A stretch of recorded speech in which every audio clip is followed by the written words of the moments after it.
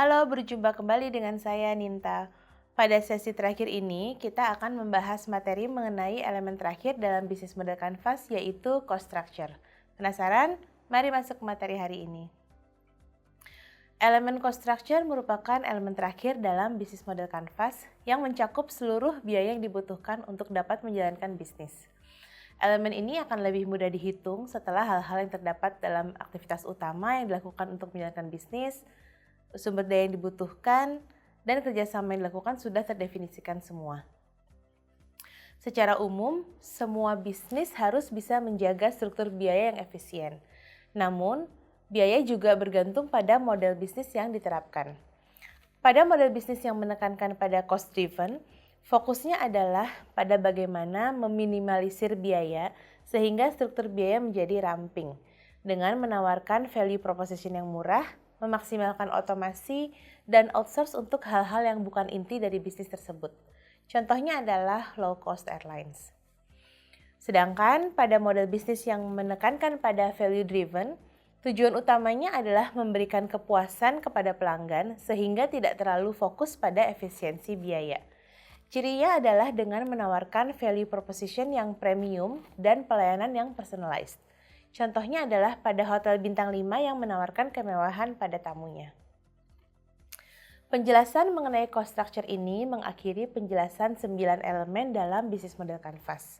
Sekarang, agar lebih jelas, saya akan berikan contoh bisnis model Canvas yang sudah dibuat lengkap untuk bisnis edukasi online. Diawali dengan customer segments, di mana untuk bisnis edukasi online terdapat setidaknya 3 segmen pelanggan yang bisa disasar, yaitu students, institusi, bisa berupa sekolah, universitas, ataupun lembaga training, dan perusahaan. Dari segi value proposition, yang ditawarkan untuk segmen student adalah fleksibilitas waktu dan tempat dalam belajar, pilihan materi yang beragam, sistem belajar yang interaktif, dan didapatnya sertifikat setelah menyelesaikan pembelajaran dengan lengkap. Sedangkan yang ditawarkan untuk segmen institusi atau perusahaan adalah course yang dapat disesuaikan dengan kebutuhan perusahaan dari segi materi, waktu, metode, biaya, dan lainnya. Channels yang digunakan dalam model bisnis ini ada beberapa macam, yaitu melalui website ataupun aplikasi mobile yang user-friendly, marketplace, kerjasama dengan institusi pendidikan atau perusahaan lainnya, dan melalui sosial media ataupun iklan yang disesuaikan dengan target market.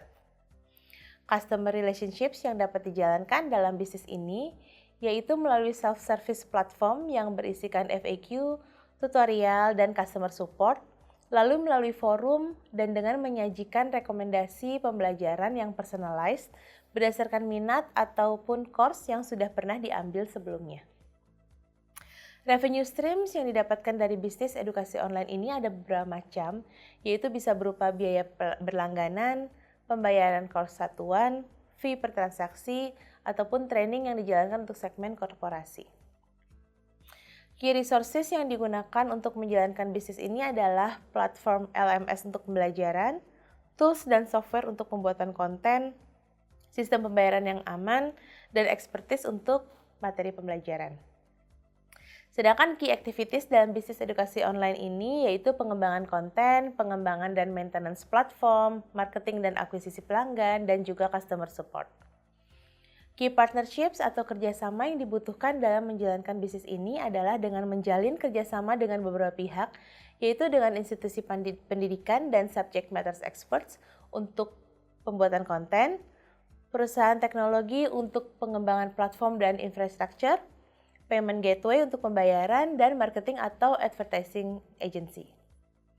Dan yang terakhir, biaya-biaya yang dibutuhkan dalam menjalankan bisnis ini terdiri dari biaya pengembangan dan maintenance platform, biaya pembuatan konten, biaya marketing dan advertising, biaya atas penggunaan payment gateway, dan juga biaya SDM yang timbul untuk menjalankan keseluruhan bisnis ini. Demikian materi-materi bisnis model Canvas dari saya. Terima kasih telah menyaksikan. Semoga dengan penjelasan diberikan dapat bermanfaat untuk penerapannya dalam mengembangkan bisnis model Canvas untuk bisnis masing-masing. Saya Ninta pamit undur diri, sampai bertemu lagi di course lainnya. Stay safe, stay healthy, and keep growing. Terima kasih.